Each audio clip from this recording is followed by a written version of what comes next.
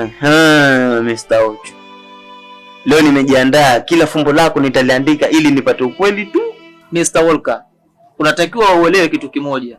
Kuwa kalamu kinaandika maneno tu, haiandiki akili. Na leo hutonikwepa. Swali la kwanza, wewe ni tajiri au maskini? Tajiri ni kivuli. Ukikimbilia kukifata, basi kinakimbia mbele yako. Hilo nimeshaliandika la kwanza. Swali la pili, hivi pesa zako ziko wapi? Pesa siku zote hupenda mifuko yenye ukimya. Yaani wewe kila kitu chako ni fumbo. Unatakiwa uelewe kitu kimoja bwana. Anayeuza usingizi hawezi kununua ndoto. Hilo sasa linaingiaje na nililokuuliza? Shida ni moja tu. Ukijua limeingiaje, hautoniuliza tena. Okay, sawa. Naomba kujua kutoka kwako, Mombasa ulikuwa unaishi sehemu gani?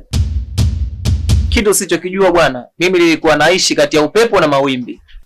Basi naomba kujua jina la huo mtaa. Ukipewa jina kabla ya safari, basi unaweza kupotea njiani.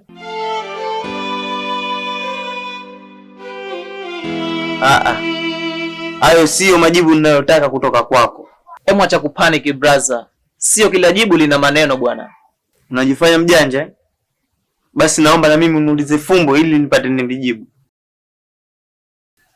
Niambie, ni kitu gani kinachokimbia bila ya miguu na kinachopiga kelele bila ya mdomo na kinachofanya watu wakimbizane?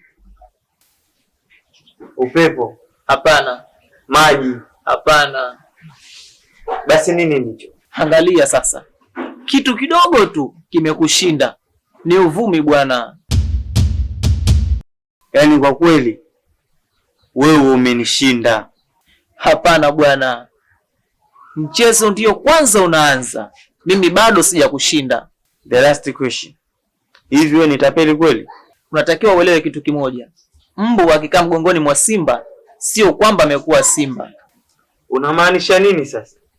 Nini maana yake? Maana yake, hiyo ndiyo maana yake. Ochu, nimechoshwa na majibu yako ya mafumbo. Naomba unipe jibu la kawaida.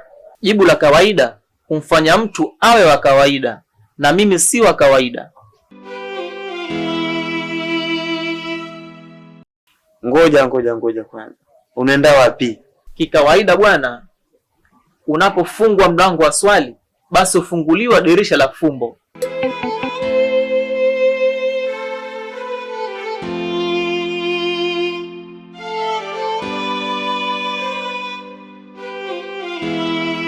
Kuanzia leo hii nikimwona huyu itabidi nibadilishe njia. Maana kila nitakapomfuata ananipa majibu ya kuumiza kichwa.